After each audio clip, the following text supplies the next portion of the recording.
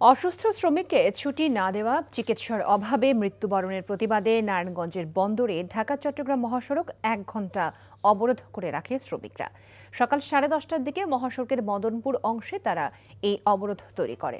শ্রমিকরা জানান, ল্যারিস ফ্যাশন নামে একটি রপ্তানিমুখী গার্মেন্টসের এক নারী শ্রমিক অসুস্থ অবস্থায় ডিউটি করে যাচ্ছিলেন। গতকাল তিনি অসুস্থতা বোধ করলে কর্তৃপক্ষের কাছে ছুটির আবেদন করেন। তবে কর্তৃপক্ষ তার আবেদনে কোনো সাড়া না দিয়ে কাজে যেতে বাধ্য করে। এ সময় অসুস্থ হয়ে ফ্লোরে লুটিয়ে পড়লে সহকর্মীরা ঢাকা মেডিকেল হাসপাতালে নিলে চিকিৎসক তাকে মৃত ঘোষণা করেন। এর প্রতিবাদে আজ ঢাকা চট্টগ্রাম মহাসড়কের নারায়ণগঞ্জ বন্দর এলাকায় অবরোধ করে। পরে আইনশৃঙ্খলা বাহিনীর আশ্বাসে 1 ঘণ্টা পর মহাসড়ক থেকে সরে যায় বিক্ষুব্ধ শ্রমিকরা।